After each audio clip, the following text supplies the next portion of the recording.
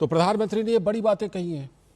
और क्या कुछ प्रधानमंत्री ने इस मौके पर विपक्ष के लिए कहा है, आज की राजनीति के लिए कहा है, क्या संदेश दिया है, इसको लेकर हमारे साथ जुड़ रहे हैं हमारे सलाहकार संपादक विनोद मिश्र जी तो स्टूडियो में हैं ही, साथ में भारतीय जनता पार्टी के प्रवक्ता विजय शर्मा जी भी हमारे साथ जुड़ गए हैं और कांग्रेस के नेता विजय कौशिक जी भी हमारे साथ जुड़ चुके हैं। बहुत बहुत स्वागत विजय शर्मा जी, विजय कौशिक जी, आप दोनों का।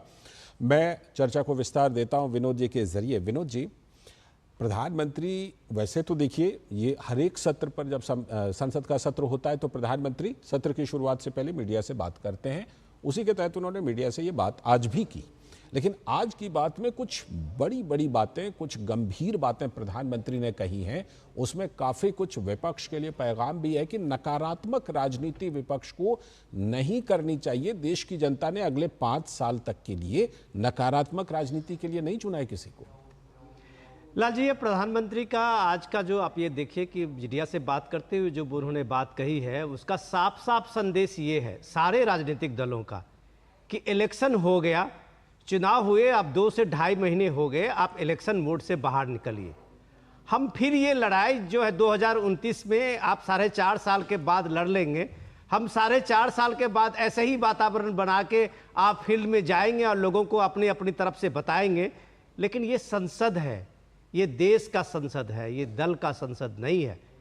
आप जब ये देश की प्रगति के लिए, देश की कोई चैलेंज के लिए सदन में सबका सहयोग होना चाहिए, पक्ष का, विपक्ष का, वहाँ राय मशविरे का, ये बहस का संसद है। इसलिए प्रधानमंत्री ने याद दिलाया कि आप ये देख लीजिए कि देश के प्रधानमंत्री को 2.5 घंटे तक उनकी आवाज को दबा दिया गया। ये इसमें न लोकतंत्र खतरे में दिखा, न संविधान खतरे में दिखा। अपोजिशन के लीडर राहुल गांधी लगातार बोले और अपनी बात रखे, सरकार पे जितनी आरोप लगाना था उन्होंने लगाया। लेकिन जैसे ही प्राइम मिनिस्टर का, पिछले सदन में आपने देखा होगा सत्र में, जैसे ही प्राइम मिनिस्टर के बोलने का आया समय, तो उसके बाद लगातार विपक्ष की ओर से, खास करके कांग्रेस की ओर से, खुद सदन में विपक्ष के नेता होके राहुल गांधी उस बात को उकसा रहे थे। तो ये सारी चीज देश की नजर है, देश देख रहा है कि एक लोकतांत्रिक मर्यादा जो होती है, भारत के प्रधानमंत्री हैं, देश के प्रधानमंत्री हैं, और वो जब आपके सवाल का जवाब देने के लिए उठते हैं और आप सवाल का जवाब नहीं सुनते हैं, तो सीधे सीधी बात यह है कि अभी भी विपक्ष के जो कई दल हैं वो अभी भी इलेक्शन मोड में हैं। बिल्कुल, उनको लगता नहीं है अभी भी कि वो इलेक्शन जीत हार का मामला हो गया। जनता ने फैसला कर दिया, तीसरी बार नरेंद्र मोदी प्रधानमंत्री बन के अभी सरकार चला रहे हैं, सारी कार्रवाई से लेके सारी जिम्मेदारी के साथ वो आगे बढ़ रहे हैं। तो इसमें जो चैलेंज है देश के सामने में, उसके सामने में सकारात्मक सहयोग विपक्ष का होना चाहिए, ऐसा प्रधानमंत्री मोदी ने अपील की है। मुझे लगता है कि इसका आने वाले दिनों में विपक्ष का भी इस पे अपील का असर पड़ेगा। उम्मीद तो यही की जानी चाहिए, क्योंकि देखिए बिल्कुल जिस तरह से साफ तौर पर प्रधानमंत्री ने कहा कि देखिए भाई चुनाव हो गया, अब 2029 में चुनाव होगा। विजय जी, विजय कौशिक जी, क्योंकि आज हमारे साथ दोनों विजय जी हैं, इसलिए विजय कौशिक जी, प्रधानमंत्री ने कहा देखिए चुनाव हुआ, 2024 का नतीजा आ गया, अब 2029 में चुनाव है, अब चुनाव वाले मोड से बाहर निकल आइए और सत्ता पक्ष और विपक्ष दोनों मिलकर के लोगों की, इस देश के आम जनमानस की उम्मीदों को पूरी कीजिए। ये सभी की जिम्मेदारी है। क्या हम ये मान के चलें कि अभी जो ये स्पेशल सिटिंग हुई थी उसमें जिस तरह की डिसरप्शंस देखने को मिले थे, जिस तरह से हंगामा देखने को मिला था, मॉनसून सत्र जो कि एक बड़ा महत्वपूर्ण सत्र होता है, इसमें विपक्ष रचनात्मक सहयोग करेगा? विजय कौशिक जी, देखिए सबसे पहली बात ये कि अगर 900 चूहे खाने के बाद में दिल्ली घोषणा करे कि भाई अब वो हज पर जाने के लिए तैयार है, तो उस पर भरोसा तो कोई नहीं करेगा ना।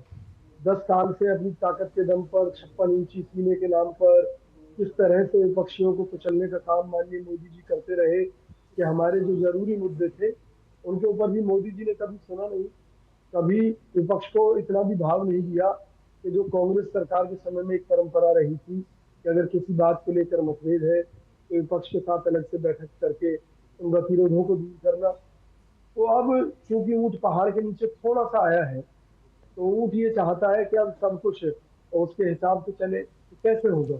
आज नीट का मामला हमारे सामने है, किस तरह से देश के लाखों बच्चों के भविष्य के साथ सरकार ने खिलवाड़ किया। इसी तरह की अनेकों परीक्षाएं हैं। पीयूटी के रिजल्ट के बारे में तो आज तक सरकार ये नहीं बता पाई कि कब ये डिक्लेयर करने जा रहे हैं। कितने बच्चों के भविष्य के साथ ये खिलवाड़ कर रहे हैं। तो आज नीट वाले मामले पर हो तो गई बात, शिक्षा मंत्री और राहुल गांधी दोनों के बीच बात हो गई आज संसद के अंदर ही। देखिए बहुत अच्छी बात है, और सुप्रीम कोर्ट में तो सुनवाई चल ही रही है। जनता से जुड़े मुद्दों पर जनता की अदालत में ही फैसला होगा और संघर्ष के साथ होगा। और संसद नहीं रही है, ये जनता की अदालत है, जहां विपक्ष को जनता ने मौका दिया है कि जो सत्ताधारी दल पहले विपक्ष को कीड़ा मकोड़ा समझकर कुशलता था। नहीं, ये किसने समझा? ये किसने कहा कि विपक्ष कीड़ा मकोड़ा है? कोई नहीं समझता ऐसा। प्रधानमंत्री ने देखिए कितनी अच्छी बात कही कि देखिए आपकी भी बड़ी भूमिका है। देखिए बगला भगत क्या है? असल में तो मोदी जी केवल परिस्थितियों का इंतजार कर रहे हैं कि कैसी उन्हें मौका मिले और कब वो विपक्ष को निकल जाए। तो विपक्ष भी इस बात को समझे बैठा है। लगता है भरोसे की बहुत ज्यादा कमी है। ठीक है, ठीक है, लौटता हूँ। सुनिए मेरी बात, लौटता हूँ आपके पास। की परिभाषा के बारे में मालूम नहीं, आज वो विकास के नाम पर ठीक है, ठीक है, ठीक है, सामने एक ड्रामा कर रहे हैं, विपक्ष के सामने हाथ जोड़ने का। ठीक है, ठीक है, ठीक है। आपको लगता है क्या योजनाएं देश के विकास की वो बता दीजिए। है कुछ नहीं, देश को लूटा जा रहा है, बर्बाद किया जा रहा है। पूछ लीजिएगा ना संसद में, अगर संसद में कार्यवाही ठीक ढंग से चले तो पूछ लीजिएगा सारी बातें। अभी तो आर्थिक सर्वेक्षण पर, बजट पर पूरी बहस होगी। ठीक है, विजय शर्मा जी, जो बात विजय कौशिक जी कह रहे हैं कि देखिए प्रधानमंत्री बोलते तो अच्छी अच्छी बातें हैं, लेकिन उनको लगता है कि नहीं वो विपक्ष को कुछ समझते नहीं। मतलब मुझे लगता है कि विपक्ष में कहीं ना कहीं भरोसे की कमी है कि भले आप अच्छी अच्छी बातें कहें, लेकिन विपक्ष का जो स्पेस है वो भरोसा नहीं करते कि आप उनको वो स्पेस देने को तैयार है। देखिए लालचंद जी, विजय कौशिक जी को मैं करेक्ट करना चाहता हूं। जब 2014 में सरकार बनी थी, मोदी सरकार बनी थी, तब भी मोदी जी ने यही कहा था भाई अगर राजनीति करनी है तो हम 6 महीने छोड़ देते हैं उसके लिए। जब इलेक्शन आएगा हम राजनीति करेंगे, बाकी 4.5 साल हम देश को देते हैं। देश के लिए आप क्या दे सकते हो, मैं क्या दे सकता हूँ, सरकार क्या दे सकती है, पार्टी क्या दे सकती है, व्यक्ति क्या दे सकता है, वो हमें काम करना चाहिए। और हम उसके तहत लग गए। आज आपने देखा होगा, आपके यहाँ भी अभी लाइव आया है आर्थिक सर्वेक्षण का जो आया है, कितनी सुनहरी पिक्चर आई है, कितने अच्छे खुशहाल दिन होने के वो आए हैं कि 8.2 जीडीपी दिखाई गई है। ठीक, आपने देखा है किस तरह से पूंजीगत जो खर्च है उसमें अपना निर्माता के उसमें वो मजबूत हुआ है। तो अपना जो स्टेट और सेंटर का है उसमें 30% जो पूंजीगत जो खर्चा होता है उसमें 30% की बढ़ोतरी हो गई है। ठीक है, ये सब डेटा हम दिखा चुके हैं। हाँ जी। तो मैं इनको ये बताना चाहता हूं, अगर प्रधानमंत्री जी कोई सही बात करते हैं तो ये विरोध करते हैं। अब देश सुनना चाहता था, संसद के अंदर सुनना चाहता था। इनका आरोप जो था, खुद के ऊपर ही था कि भाई ये कहते थे हमारी आवाज दबाई जा रही है, वहां प्रधानमंत्री की आवाज दबा रहे हो, ये पूरा देश देख रहा है। तो ये नंगे हो गए। आपने देश के इतिहास में पहली बार देखा होगा। ठीक है, 75 साल के इतिहास। ठीक है, आप क्या दो नेता, कांग्रेस के 2 बड़े नेता, मैं नाम लेकर बोला हूं, सोनिया गांधी और राहुल गांधी, जिन्होंने ऐसा कृत्य किया है कि ऐसे इशारे करके अपने, मतलब वो लोकसभा सदस्य नहीं चाहते, मतलब वेल में उन्होंने इशारा करके भेजा। ठीक है, आपका ये कहना है, आपका आरोप है कि नकारात्मकता भरपूर विपक्ष ने दिखाई पिछली बार कम से कम, लेकिन विपक्ष की जो टकराहट है वो कहां तक चली जाती है, इस मामले में खबर आई है पश्चिम बंगाल से। मैं आप सभी के पास लौटता हूं, लेकिन पश्चिम बंगाल में जो कि वहां पर सत्ता पक्ष है लेकिन यहां केंद्र में विपक्ष है, टीएमसी, उसमें क्या कुछ ममता बनर्जी ने नागरिकता देने को लेकर, शरण देने को, जो उनके अधिकार क्षेत्र में नहीं आता, उसको लेकर के भी उन्होंने क्या कुछ कहा है और किस तरह से अपने अधिकार क्षेत्र का अतिक्रमण करके कहा है, आइए पहले देख लेते हैं, फिर आप सबके पास मैं लौटता हूं। असहाय मानुष यदि बांग्लाय दरजा खटखटानी करे আমরা তাদের আশ্রয় নিশ্চয়ই দেব। তার কারণ এটা ইউনাইটেড নেশনসের একটা রেজুলেশন আছে, কেউ যদি রিফিউজি হয়ে যায় তাকে পার্শ্ববর্তী এলাকা তাকে সম্মান জানাবে। ममता बनर्जी ने यह बात बंगाली में कही है, मैं संक्षेप में आपको बता देता हूं। उन्होंने कहा बांग्लादेश से अगर कोई आएंगे तो उनको मैं शरण दे दूंगी, यहाँ जो आएंगे उनको पश्चिम बंगाल में रहने दूंगी। यहाँ बात यह है कि शरण देना, नागरिकता देना, ये सब केंद्र सरकार के अधिकार क्षेत्र में है। एक राज्य की मुख्यमंत्री ऐसा नहीं कर सकती। तो मामले में क्या कुछ बीजेपी के नेता रविशंकर प्रसाद ने कहा, आइए देखते हैं। ममता जी ने कहा है कि जो बांग्लादेश में हो रहा है तो वो अपने दरवाजे खुले रखेंगी और किसी को भी बंगाल में आने देंगी। ममता जी, आप वही हैं जिन्होंने सीएए के बारे में कहा था कि हम किसी भी हिंदू, सिख, पारसी या क्रिश्चियन शरणार्थी को जो हिंसा से पीड़ित होकर बंगाल में आएंगे उनको घुसने नहीं देंगी। ममता जी ने सीएए का हमेशा विरोध किया है।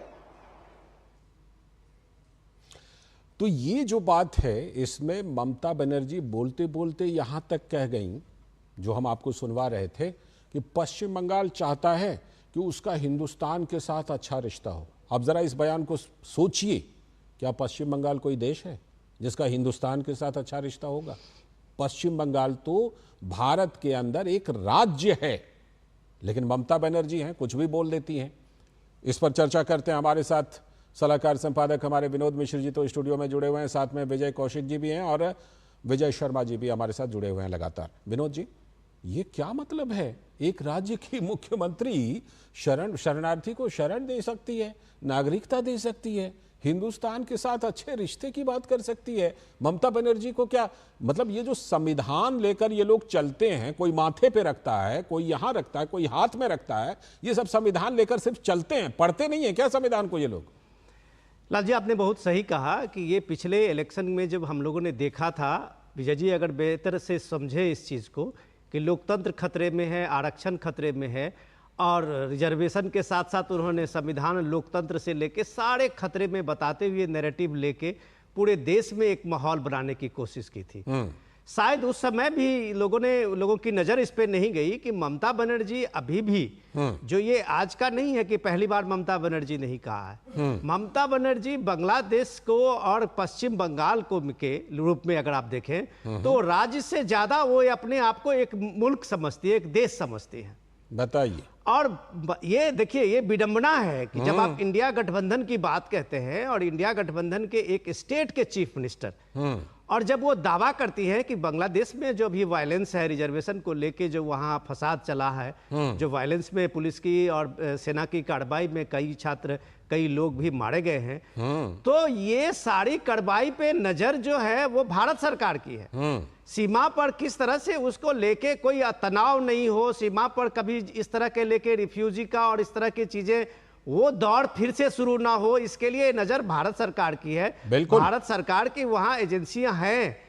लेकिन ये ममता बनर्जी कल जो शहीदी दिवस के, और उसमें अखिलेश यादव भी उनके साथ में थे। जी, विडंबना देखिए, ये सारे संविधान बचाने वाले एक साथ ही हैं। वो एक अलग कहानी है, उसको अगर विजय जी समझें कि अखिलेश यादव और ममता बनर्जी क्यों सिर्फ एक मंच पे है, उसमें राहुल गांधी नहीं है।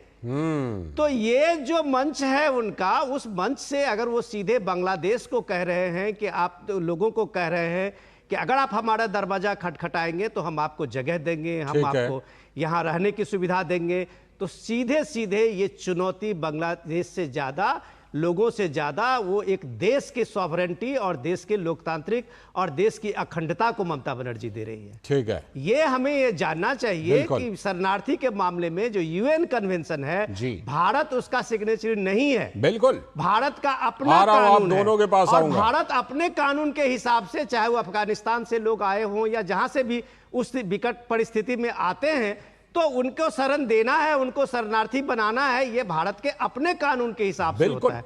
उसमें कोई यूएन का कानून नहीं है जो ममता बनर्जी पब्लिक में अनाउंस करके अगर ये बात कहती है, तो आज वो बांग्लादेश में से ज्यादा जो भारत के लिए रोहिंग्या का प्रॉब्लम है, रोहिंग्या शरणार्थी ये पश्चिम बंगाल में जिस तरह से अपना जड़ जमीन और वो बना रही हूँ वहां पे बेस आते आते वो आप झारखंड तक देखिए, तो ममता बनर्जी कहीं तरह से उसको पोषित कर रही है। ये जवाब कांग्रेस को देना चाहिए। ठीक।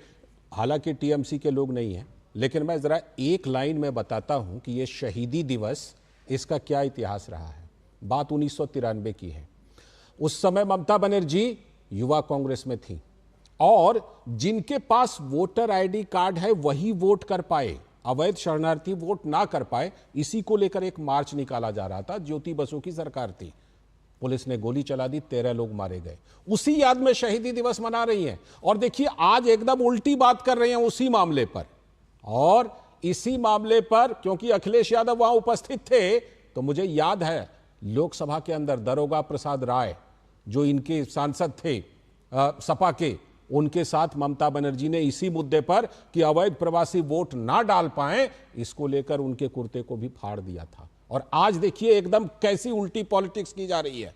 टीएमसी के लोग रहते तो जरूर पूछता, लेकिन विजय कौशिक जी आपकी तो महत्वपूर्ण सहयोगी है ममता बनर्जी। शहीदी दिवस सबसे पहले आपसे उन्होंने लूट लिया, युवा कांग्रेस के लोग मारे गए थे, और अब इस तरह की उल्टी राजनीति कर रही हैं। क्या कहना चाहेंगे आप? देखिए, जिन्होंने हमें लूटा आपके मुताबिक, वो ना हमारे शुभचिंतक है, ना हमारा उनसे कोई लेना देना है।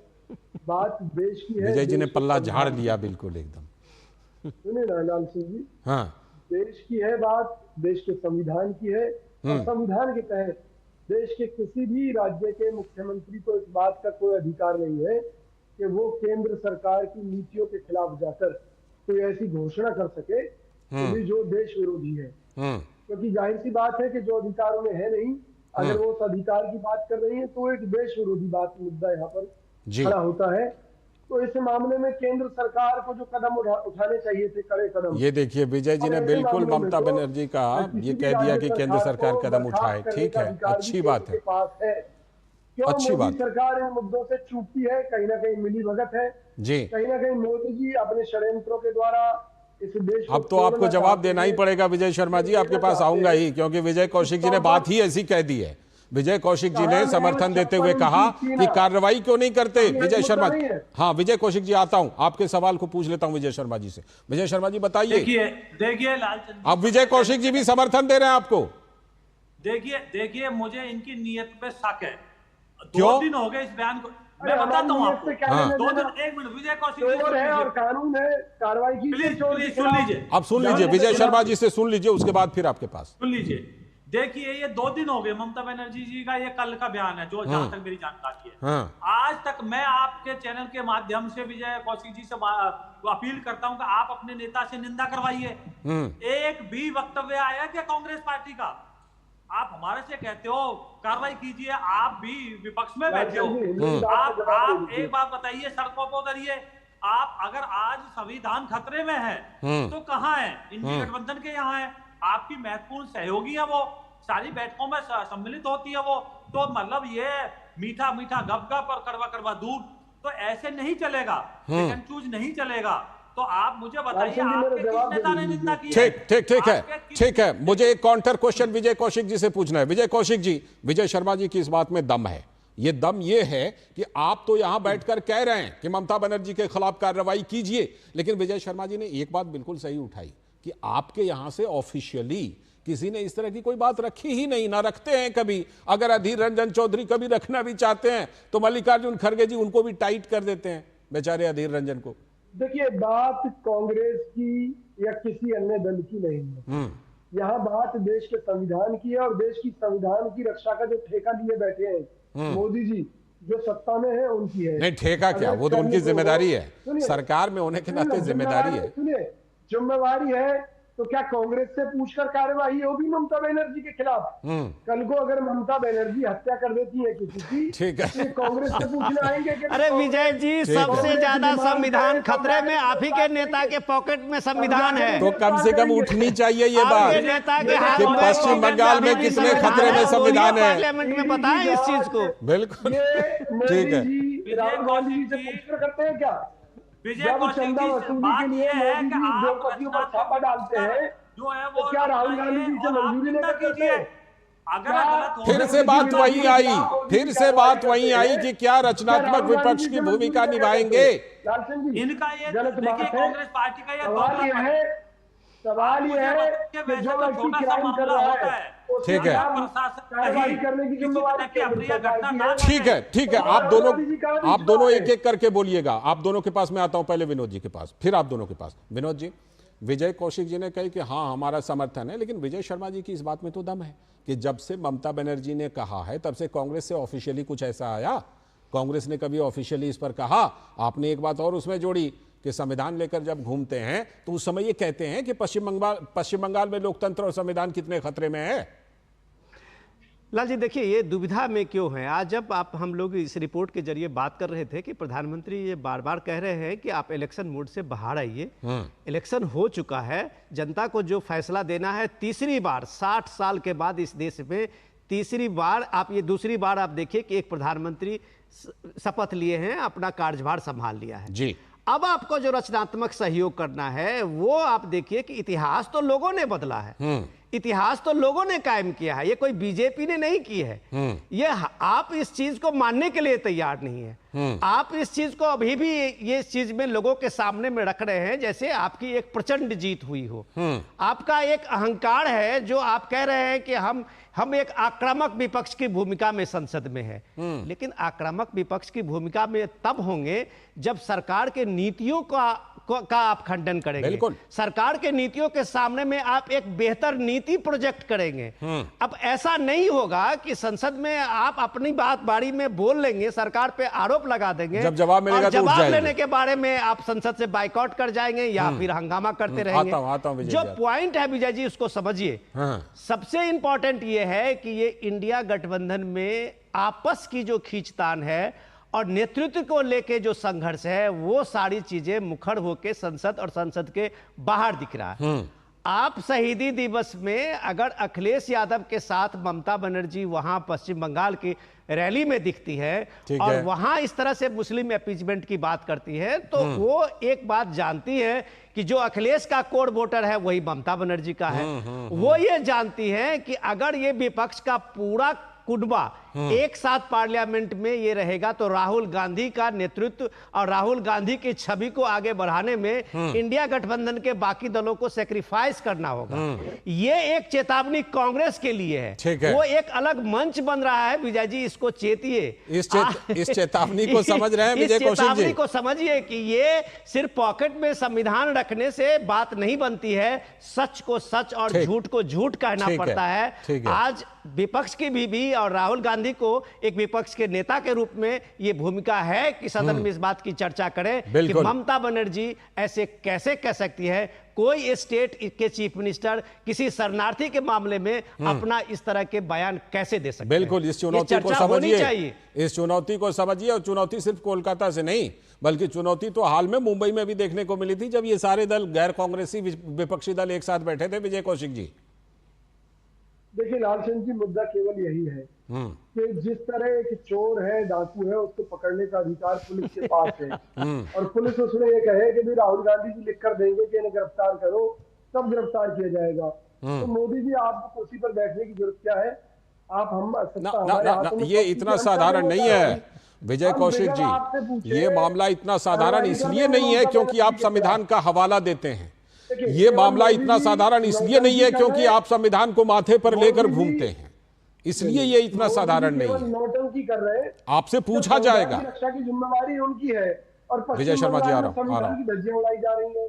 तो मोदी जी राहुल गांधी जी के आगे क्यों गिड़गिड़ा रहे हैं कि भाई आप बोलिए? नहीं गिड़गिड़ा नहीं, आपसे आपकी बात कह रहे हैं कि भाई आपकी भी तो कुछ जिम्मेदारी बनती है कि नहीं बनती है? हमारी जो जिम्मेदारी है ना, जिस दिन हमारे हाथ में ताकत होगी हम ममता बनर्जी की सरकार को उखाड़ फेंकेंगे। और जहां तक शरणार्थियों की बात है, इस देश में कोई भी अवैध ठीक है, आपने अपनी वही वाली बात दोहराई है। विजय शर्मा जी जी देखिए आप मुझे बताइए, राहुल गांधी, सोनिया गांधी ये देश के नागरिक नहीं है क्या? ये देश की सबसे बड़ी पुरानी जो पार्टी है उसके नेता हैं। वो कह रहे हैं कि आप उनकी प्रतिक्रिया का इंतजार क्यों करते हैं? आप कार्रवाई कीजिए। नहीं देखिए, आप मुझे बताइए, संविधान वहां खतरे में है, एक आदमी संविधान को हाथ में लेने का काम कर रहा है और आप एक प्रतिक्रिया, छोटी सी निंदा भी नहीं करते हो, इसका मतलब आपकी सह है वहां। क्या आप इशारा करते हैं? करिए, आप देश का अध्यादेश फाड़ देते हो। तो इस तरह से देखिए डरना और ना डरना आप छोड़िए, डिबेट को डिरेल नहीं करते अरे तो भैया है कि व्यक्ति बिल्कुल पॉइंट पर मैं रही तो ये है, कह रहा point, हूँ हाँ। वेस्ट तो इसके बंगाल के खिलाफ अंदर सरकार वो कार्रवाई क्यों नहीं कर कानून रही? हाथ में लेने का काम करती हैं, संविधान की धज्जियां उड़ाने का काम करती हैं, कहती ठीक हैं है। आइए, मुस्लिम तुष्टीकरण की पराकाष्ठा करती हैं ठीक, कि ठीक। आइए आप बसिए, और आपके मुंह में दही जम जाती है और आप सीएए पे वो तो चर्चा- जाते हैं। देखिए, देखिए, तो मैं ये कहता हूं चर्चा की दो कि मैं बातें, मांग करता हूं, ठीक है, जी। दो बातें बिल्कुल खास हैं। वो ये कि एक तो ये कि जो पश्चिम बंगाल में जिस तरह से बातें की जाती हैं, तो जो भी संविधान का और लोकतंत्र का हवाला देते हैं, नेता हों तथाकथित बुद्धिजीवी हों, उनकी जिम्मेदारी बनती है कि ममता बनर्जी के बयानों पर वो बताएं उनका क्या स्टैंड है। और दूसरी बात ये कि विपक्ष को ज्यादा जिम्मेदारी के साथ संसद और संसद के बाहर भी अपनी जिम्मेदारी निभानी पड़ेगी। चुनाव हो गया 2024 का, अब 2029 में है, तो 4.5 साल जो पीएम ने कहा है, तब तक तो बढ़िया से अच्छी राजनीति, सकारात्मक लालचंद जी, इसमें राजनीति मैं 5 कर सेकंड का कहना लीजिए। चाहता हूं। समय की कमी है, जल्दी से जोड़िए 5 सेकंड में। अच्छा, जी, मैं ये कहना चाहता हूं, इन्हीं कर्मों के कारण जनता ने तीसरी बार इनको नकारा ठीक है, लेकिन अगर वो यही मजबूत इनके भी कर्म थोड़े से बने हुए हैं, रहे ये तो भी फिर आप मान इनको के चलिएगा, जनता थोड़े से विपक्ष में मजबूत भी बैठाएगी। हुए हैं। चलिए, बहुत बहुत शुक्रिया विजय शर्मा जी, विजय कौशिक जी और विनोद जी, आपका भी जुड़ने के लिए बहुत बहुत शुक्रिया। अभी वक्त है एक ब्रेक का, और ब्रेक के बाद जब लौटेंगे तब बात करेंगे कि महाराष्ट्र की चुनावी राजनीति में अमित शाह के दौरे से कैसी तपिश आई है। बने रहिए डीडी न्यूज के साथ।